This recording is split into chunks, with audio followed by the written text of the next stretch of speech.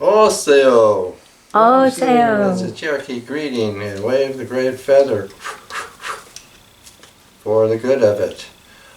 Today, Sunday, is a theme for the winter solstice. The winter solstice is a week from today. But we're going to be doing something else next Sunday, so I'm putting two sections of the winter solstice together on this one, and that is Celtic and Navajo. The occasion that everybody knows as Christmas was originally on the winter solstice. What changed it was the change of the calendar, I think from the Julian to the Gregorian calendar.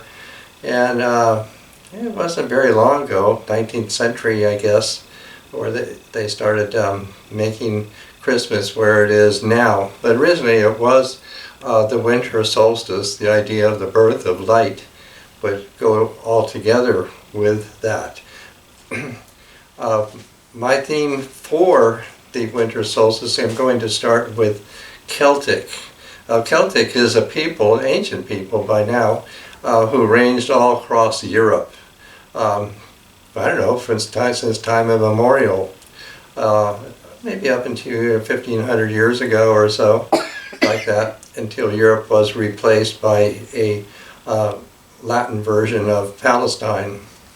And those people, the Celtic people, also came all the way over here into Turtle Island or North America. The name Celtic actually means woodlanders, so they pretty much inhabited, you know, the forest, the conifer forest. So anyway, that's where the name comes from.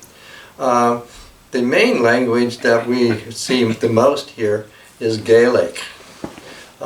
There is, you know, other languages that have kind of dropped from use, but the British Isles for Ireland and Scotland remained, you know, very stubborn as Celtic people, and the language of Gaelic is still in use in Scotland and in Ireland and so forth here. What I'm going to start with is right down here. This is my painting. It's an oil painting. This is my painting, The Winter Solstice. It's an oil painting, and I like everything that it expresses of my feeling of the winter solstice. Now, I can come back up here for a minute. All across the Turtle Island, North America, there is evidence of people who have come from Celtic Europe and made inscriptions on rocks all over the place here. And there's a system of writing that is legible, in which they use. It's called Ogham, kind of using so many digits for a letter and so forth, you know, strokes usually, like that. So that's the main thing that we find the evidence of. And for this occasion, I'm going to show you some evidence of that. It's precisely for this occasion. Now we can go all the way, and I'm going to use a pointer, you know, for this. So I can go all the way over there. What we're looking at here is I've replicated this evidence. This is a large stone. Now to say where this is, it's in Nevada. The Truckee River runs from Donner Lake, which is west of Reno, and the river runs through Reno, and eventually, east of Reno, the river enters into a gorge. And in this gorge, then also the Highway 80 parallels the river for the most part. You'd be driving along the highway and you could see the river as well. And on the west end of this gorge, which goes on for, you know, quite a ways, coming out of the side of the mountain on the north side is massive rock, a very massive rock that comes out. And ancient people, evidently traveling in some manner along the Truckee River, or maybe they had a trail going along, But they've made a lot of petroglyphs, on these rocks there. So it's came to be called the Court of Antiquity. So Vivian and I, we found our way over there. There are some Celtic inscriptions that are recognizable, but I walked all the way to the farthest west end of this rock outcrop, which is very squarish, very blocky. You can actually walk on it. And at the very far below and to the west stood this rock all by itself, emerging out of the ground, which is sloping down towards the river, was this rock. It's made of crystalline granite, unlike any of the other rock around it. And it's, a little bit under four feet tall, right about there. And I could see, even just looking at it, I could see these inscriptions. They stood out, sort of whitish, from my looking down, because I was above the rock looking down, and I could see it. I have some background in college of Celtic art and so forth, and I can recognize things. So I made my way down to it in order to see it up close, and we took some pictures like that so I could replicate this here. Now what we're looking at here is this tapered stone, and near the top of it is a bowl, a very perfect bowl. It looked like it could hold at least a couple gallons of rainwater in it, like that. So that's what I featured here. And in the rock itself, very deeply, is this X. It's part of the rock. And it's very deep and plain, like that. And then there are two very carefully etched inscriptions on it. This one here and this one here. This one here, with Celtic background, you're going to recognize it says B-L, Bell. Bel was very, very venerated throughout the ancient Celtic world. He's called Macsavul. That is, he is the son of Grain, who is the sun, and he is the sunlight, is the way I would put it here. And there's an actual formula taking place here. I have to tell you the formula first. This X in this system of Ogham is a diphthong. It's pronounced ya, ya. So it goes ya, and then up here, this is going to stand for who. Now there's no way to write a vowel in these systems. So this is all Celtic. This is actually, if it was just looked like a crescent, then I could think, that this was the moon, the bowl. The moon would stand for the moon, like that. But I found out differently because of the way that this is very carefully etched, almost like a brush stroke, but it's actually carved in to the stone somehow, like that. And it is actually a letter from the alphabet used in Gaul. So certainly the person who is recognized and made this piece here has come from that vicinity, the Mediterranean, or actually Gaul itself, Romanized Gaul, probably, like that. And why I'm saying all of this is because the only way to render this formula, Ya, Hu, Bel, is by this. And that is, this stands for Kalman. That's the letter C, Kalman. Kalman means in Gaelic the dove, and the dove is the queen of the moon, and the moon rules the solar year. And up here I have, this is the dove here, like that. So Ya, Hu, Bel, and here we have Bel. Now what's going on here is that we'll start with this stone here is all in the shade, like in the dark, until winter solstice approaches. And then mythically, we're going to put it that way, This is the winter eagle. The winter eagle comes up from Shinar, which is the ancient land below the ground. And as the eagle comes up, the eagle lights right on top here. And this is like crowning the stone with light. And as the months go by, this light is going to, cover until the summer solstice, when the stone stands totally in the sunlight. And this would be called the glory of Bel here. Now, can you just come here for a minute so I can introduce something to you here.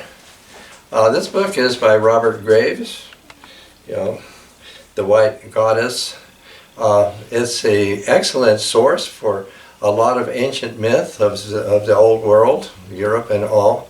And what I've just told you is also featured in Robert Graves, page 337, with the actual formula, Yahu Bel.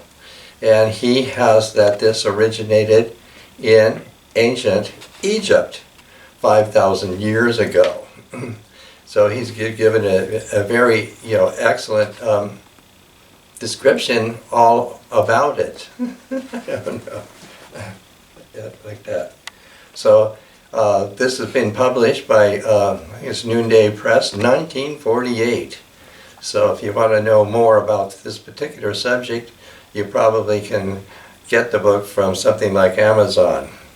But that's just to show you that it is something that is known, to history, and this kind of history that Robert Graves has very well documented here.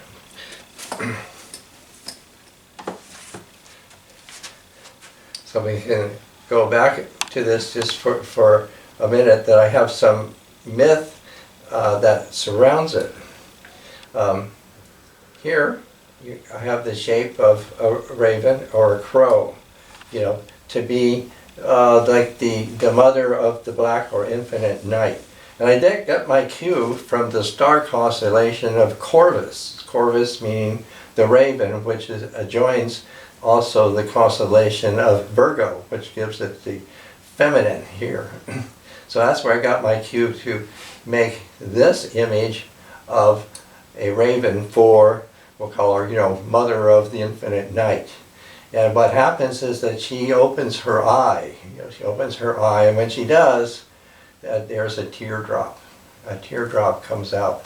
And then it says, this teardrop, tumbled and rolled through the dark wings of being until this deer man with his antlers, he's down here, caught this tumbling teardrop in the fork of his antler. Yeah, I can just come right over here next to it. I've made a replica of what that is. This is a deer antler. And here in it, this is the teardrop. If you hold up your two fingers like you're making a rabbit ears like that, and you look down between it, you'll see that there's a little cup there. This is in a plant. It's called the cotyledon. The cotyledon actually means this little cup, and it's where the sprout or the leaf in the plant first comes out. And so that's what I have exactly duplicated here. All the way up here, I'm trying to give it a rendering in Celtic for the time. This would be the goddess or the queen of the North Kiryudin. And there, in here, this would be the maternal grandfather. In Celtic, this would be the Dagda. He's the arch-druid. And it certainly is a druid who made all of this. Druid were the Celtic people of knowledge here. So this pretty much, says what we have here, like this. And again, former students of ours in Fernley who also watch these talks are going to be able to recognize this. Okay, so now I'm going to segue into the Navajo and what the main feature is of the Navajo for December's child, as we might call him there. So at the end, and I'm speaking, now in Navajo, at the end of October until now, the winter solstice it's no time. It's like womb time. Anybody who passes away, in this time is going to either be able to successfully have to go to what I call it back to her womb. In other words, she embraces whoever it is that has passed away in this womb time. And so to illustrate that, I'm using this here, so you can see what I've painted here. This is a replica of a Navajo mask. Masks are worn by impersonators to carry out the ceremonies in Navajo for healing and balance. And there's a great pantheon throughout the Navajo culture. In English, this is called Black God, which the ideas of gods and deities and divinities in the Navajo world is rather misleading. We're really in another world here. And what's interesting for this mask that I've rendered here, it's the only one that has used constellations. Here, each of these eyes, these are called the revolvers. And what they are is the two constellations that revolve the North Star, and that is, Ursa Minor and Cassiopeia. And this is rendering a month, the stretch of a month. I would guess, however the moons have worked between the end of October and now. And then this is a constellation of the Pleiades. And the Navajos always put it in this form because the Navajo word is Dilyehi, meaning the pointer here. So that's what's rendered. It's in an ascendance. This constellation is ascending at this time. The mask itself is male. So in male, in Navajo, you're going to say Hasting Lashini, Mr. Black One. It's basically is how you translate it. But the content is not male. The content is her. And so that's Atsalashini, meaning her black body, or blackness is her body, is the way that we're using this. And if you come over here, this is a very rare sand painting that I have, that's what we call them, of the impersonator for Atsalashini. And here on the arms of the person, this is the Milky Way, like that. So you can see that all of this is up there in the heavens here. So that gives us a start here for coming to this. You can go up here, view my painting. This is also a mask. Both of these are helmet masks, meaning it fits over the impersonator's head entirely. And they're made, of rawhide or doe skin, like that, and usually fastened with hair.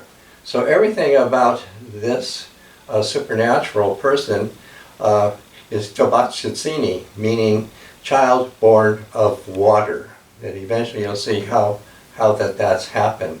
Right now I'm introducing this character. This is the face of this person who was born of water, with the black face, meaning, the origin, like that, and over the eye holes are little Olivia shells. Everything's going to be about water. And the hair on this used to be using Spanish moss. So that's why I rendered it. But now they use horsehair, like that. And this is the symbol of child born for water.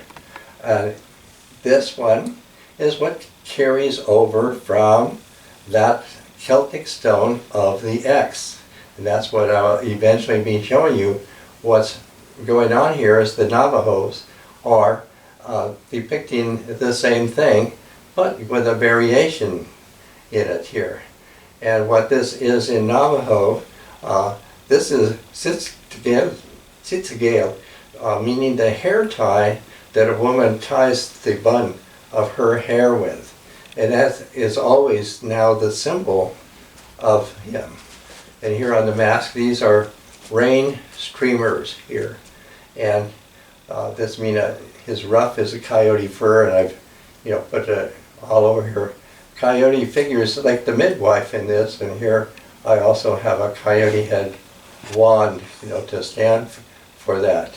And this is also surmounted by a turkey feather, which the previous time I had told you, the turkey feather, put upright like this is a call for rain.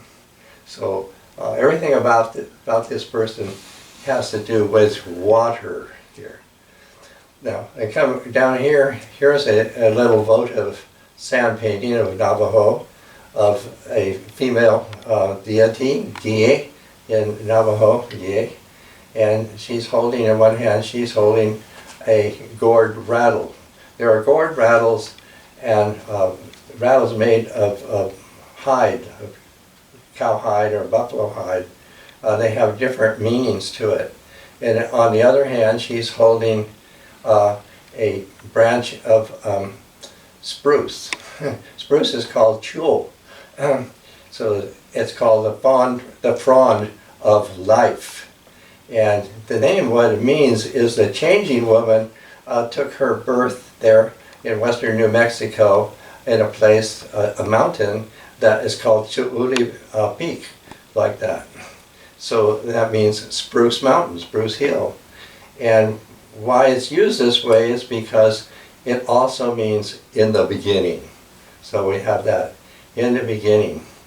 And she has a particular kind of shoes on her feet, shike, but what it means is shikiyeshti, meaning my country.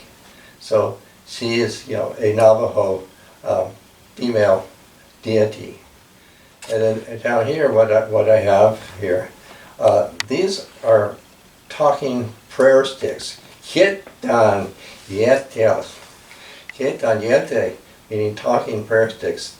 They're made of argonite, and they're bound together as male and female and wrapped with yarn.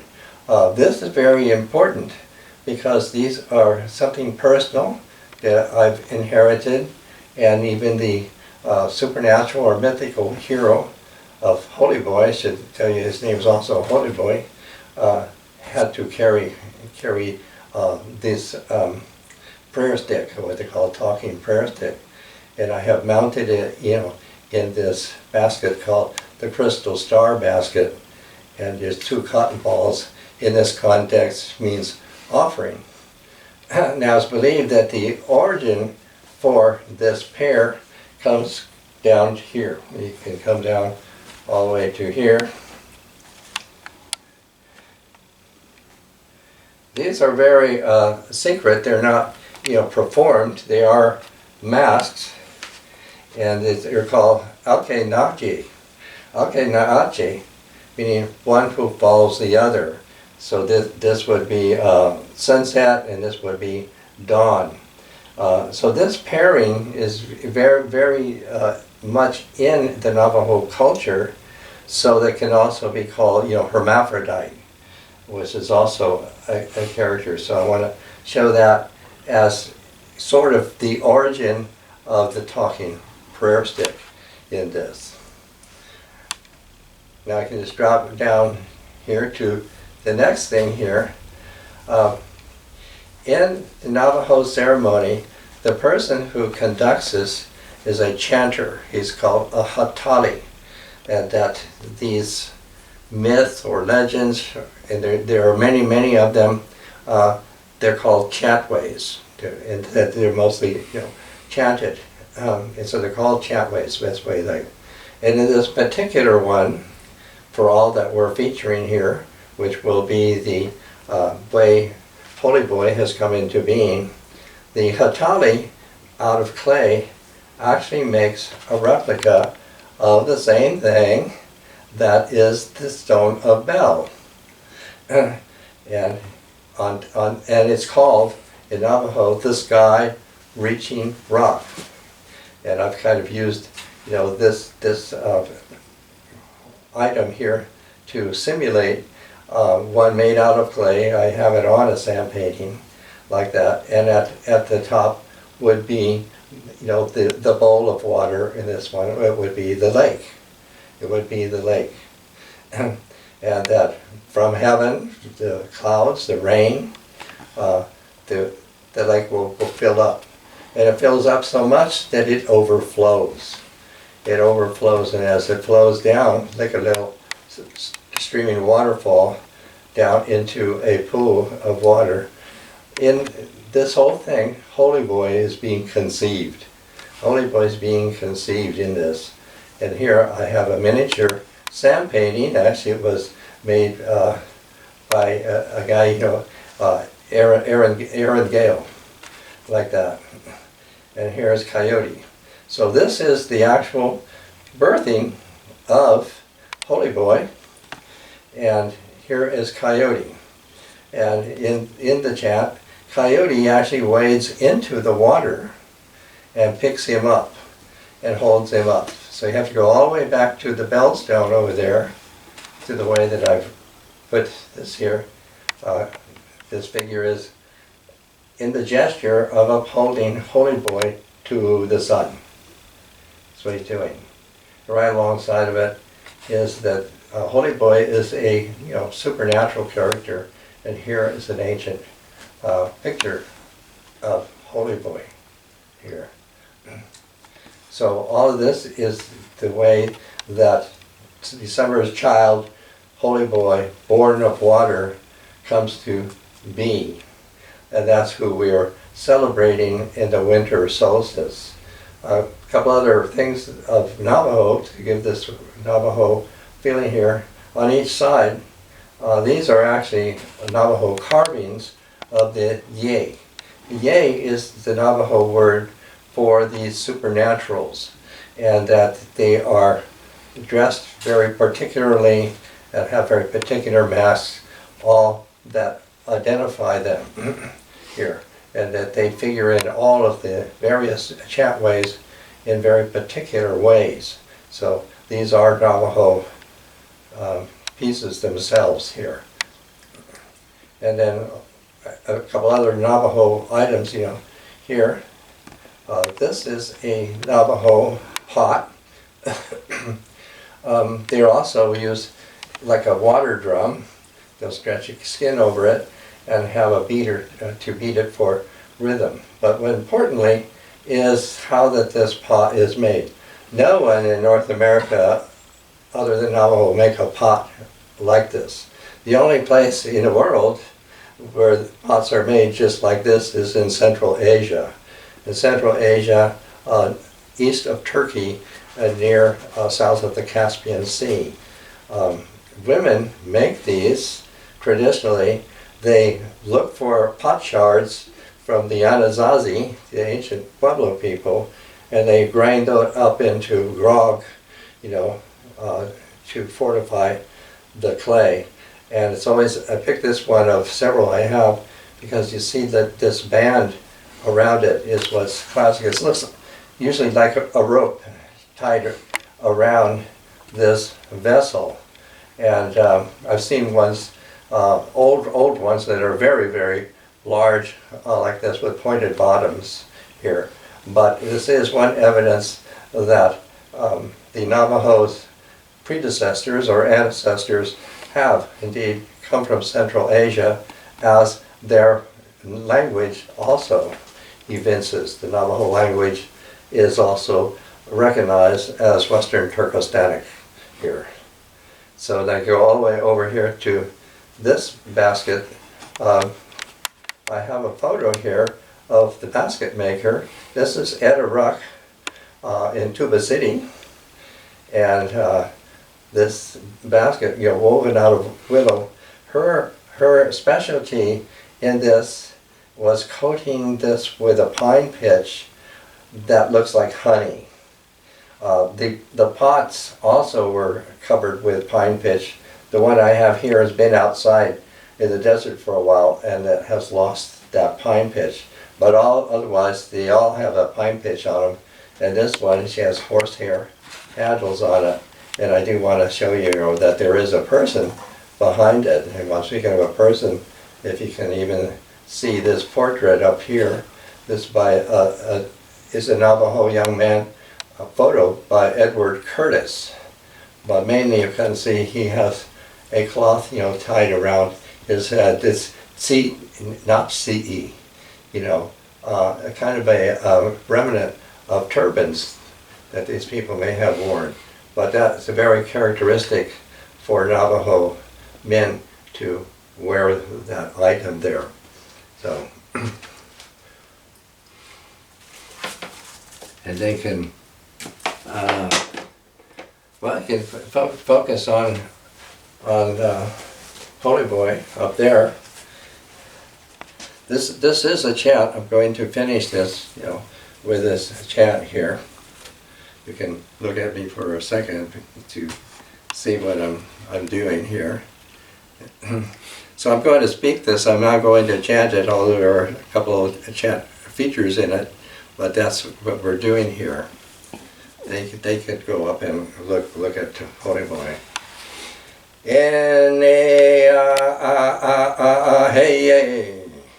Now, born of water, from the water opening, the live turquoise exists in my body, and monsters in vain attack me. In a dangerous world you are traveling. Now, born of water I am, as I go about. From the water opening I am he who goes about. A live turquoise in my body exists as I go about. So now, emergence from its very rim, I come. Hey. Now first woman's home from the center of its room. I come. Hey. Home tapered from its center upon itself has returned. Hey. So now from below the emergence place, he lifts me up. Hey. Therefore with me he upholds. Hey. His magic with me he upholds. Hey. From below the emergence he upholds with me. Hey. So from what I've showed you here of this sky-reaching rock and the opening at the top with the water coming out, all how that the chant has described this. And so the Navajos have rendered the same item in a very different or original way. But everything does say we are looking at the same thing or the same two things. Okay? Aho. Hey. Yeah. Good.